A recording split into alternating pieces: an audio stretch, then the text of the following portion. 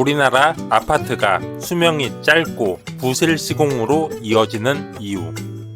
삼성물산이 건축한 두바이의 부르즈 할리파, 쌍용건설이 지은 싱가포르의 마리나베이 샌즈 호텔 등등 우리나라 건설사의 건축술은 세계적인 수준입니다.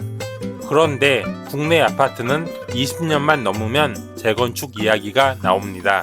해외에서 잘 짓는다고 소문난 우리 건설사가 정작 국내에서 실력 발휘를 하지 않는 이유는 무엇일까요?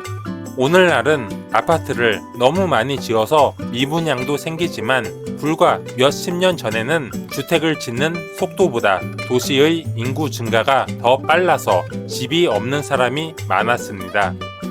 인구 증가율은 오늘날과 비교할 수 없을 정도로 높았고 농업이 기계화되면서 예전만큼의 노동력이 필요하지 않게 되자 사람들은 고향, 즉 농어촌을 떠나 도시로 모여들었기 때문입니다.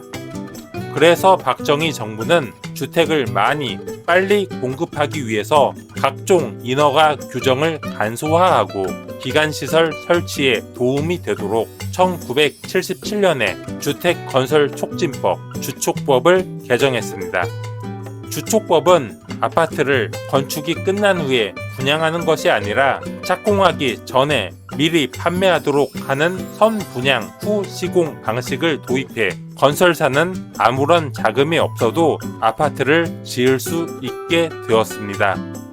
사람들은 공사도 시작하지 않은 빈 땅을 보고 계약하므로 건설사는 모델하우스를 지어서 완공 후의 모습을 보여주었습니다.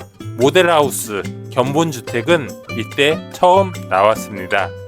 더욱이 분양 원가, 즉 구체적인 아파트 건설 비용은 기업 비밀이란 이유로 공개하지 않습니다. 완공된 집을 사는 것도 아닌데 이 정도는 알아야 하지 않을까요? 아파트 착공 전에 계약하는 선분양 후 시공의 장점은 수분양자는 아파트에 입주할 때까지 계약금, 중도금, 잔금 등 여러 차례로 나누어 지불하므로 초기 자본이 적게 들어 좋습니다. 건설사 또한 수분양자가 먼저 낸 계약금으로 공사를 시작해서 자기 자본이 적어도 공사할 수 있고 분양 원가도 공개하지 않으므로 아파트를 빨리 많이 건축하면서 이윤도 크게 남길 수 있습니다. 건설사가 아파트 입주자를 모집하기 전까지 재개발, 재건축 조합이 건설사를 선정하기 전까지 일반 시민인 아파트 구매 예정자, 조합은 갑이 됩니다. 건설사는 입주자를 모집하기 위해 조합에서 공사를 따내기 위해 온갖 사탕발림으로 무엇이든지 다 해줄 듯이 말합니다. 재건축 대상지에 안전진단 통과라는 현수막도 걸며 축하해줍니다. 그러나 입주자 모집이 끝난 후 조합에서 건설사 선정을 마친 후 건설사는 갑, 입주 예정자와 조합은 을로 뒤바뀝니다. 이것이 선분양 후 시공의 단점으로 을은 잘 짓기를 바랄 뿐입니다.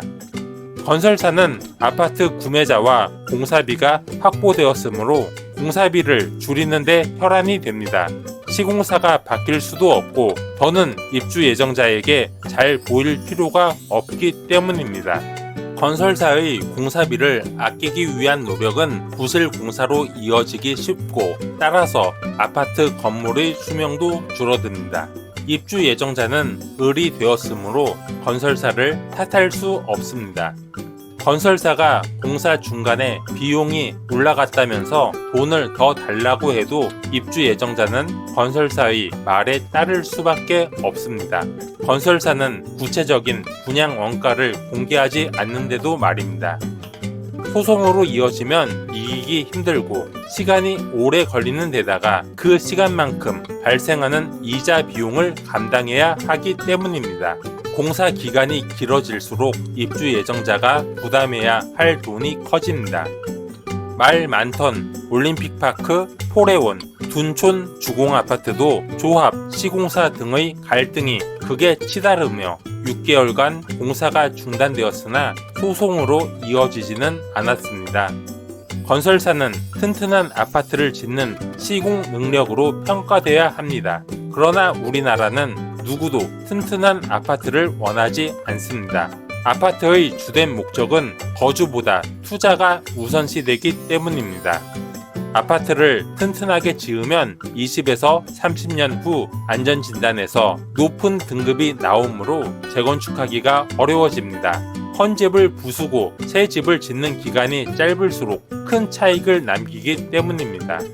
그러므로 입주자들은 건물의 유지 관리를 잘해서 아파트에서 오래 살 생각을 하지 않습니다. 입주한 비용보다 더 비싸게 팔아서 돈을 챙길 궁리만 합니다. 철근 콘크리트의 수명은 일반적으로 50에서 200년입니다. 그런데 우리는 아파트의 수명을 절반도 사용하지 않고 철거합니다.